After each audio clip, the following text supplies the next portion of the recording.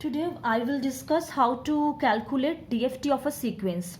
Already I have sent you some PDF for DFT properties and how to calculate DFT. I think all of you have go through this. Suppose this is given xn is equal to 1 for 0 less equal to n less equal to 2 0 otherwise, and you have to calculate DFT for capital N is equal to 4 and capital N is equal to 8. What is the meaning of this line? First, that means you have 3 sample.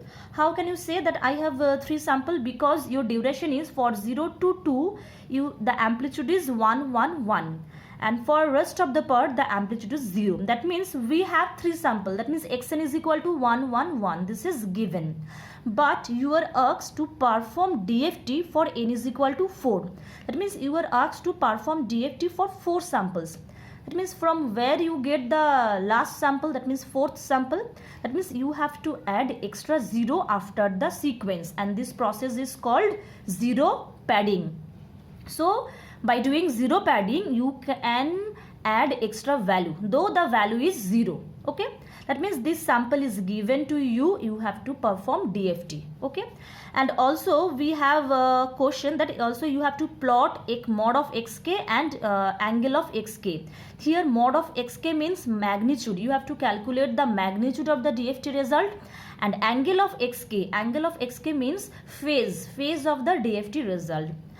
First, we know any signal DFT basically applicable for discrete time signal, not for continuous time signal, because DFT means discrete Fourier transform. That's why the sample which is given to you, that is in terms of xn, not x of t.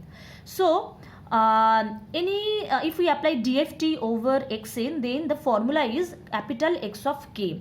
See, here time domain representation is written as small xn and the DFT representation is written as capital X of k in this format. So capital X of k is equal to summation n equal to 0 to capital N minus 1 xn e to the power minus j 2 pi k n by capital N. Now what is j? J is some imaginary constant.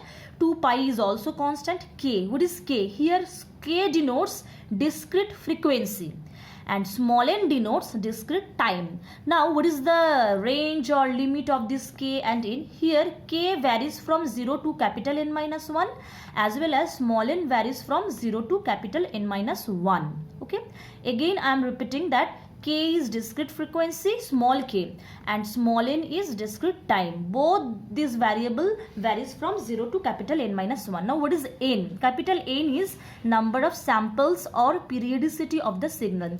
Here for this problem, capital N equal to 4. This is given. Okay. Now if we put the limit over this summation, then it becomes n is equal to 0 to 3. Why 3? Because the value of capital N is 4. So if we put n minus 1, then it becomes 3. So n equal to 0 to 3 xn e to the power minus j 2 pi k n divided by n.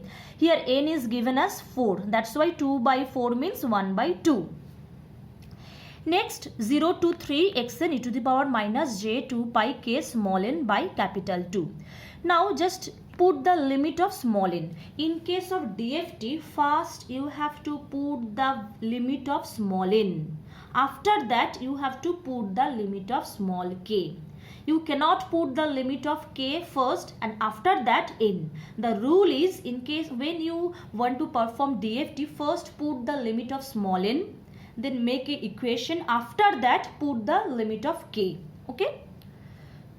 Now if we put the value of n, that means which varies from 0 to 3, then it becomes 1 into e to the power 0 for n equal to 0. Next, if n is equal to 1, then it becomes 1 into e to the power minus j pi k into 1 divided by 2 plus 1 into e to the power minus j pi k into 2 divided by 2 plus 0 into exponential part. Why 0? Because amplitude is 0. Now if you multiply 0 with something, then overall result becomes 0. So now if you simplify this expression, then it becomes 1 plus e to the power minus j 2 pi k by 2 plus e to the power minus j pi k plus 0. Okay. This is equation number 1, because after that no simplification is possible if you don't put the value of k. If you put the value of k. Okay, so next for k is equal to 0, so the result becomes x of 0. So x of 0 is equal to, now put the value of k here, that is k is equal to 0, and it becomes 3. Okay, now if you put k is equal to 1, then it is x1 is equal to this. Now here see one exponential part again come, that is e to the power minus j pi by 2 and e to the power minus j pi. You have to simplify this equation. We know there is a formula, that's e to the power minus j theta. E to the power minus j theta means cos theta minus j sin theta. Now put this value, that means put this formula here, then it becomes 1 plus some cos part sin part like this. So now after that we get x of 0 is equal to minus j. Now similarly we here I am calculating two value, that is capital X of 0 and capital X of 1. Next you have to check for k is equal to 2. For k is equal to 2, what is the value of this expression?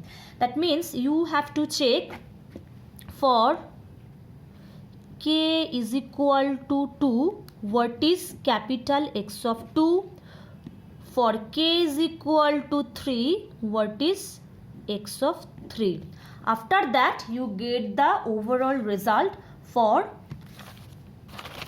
4-point DFT, that means which is asked that for n is equal to 4. So if you calculate this two value, for k is equal to 2, what is x of 2, and for k is equal to 3, what is x of 3? After that you get 4 samples, and this is the result of this problem for n equal to 4. Now you try this on this two, and again try the same procedure for n is equal to 8. That means after this sequence, that is xn is equal to 1, 1, 1, you have to add extra 5 0. Now try this on. In next video I will discuss how to plot this magnitude part and phase part of DFT. Okay, try this.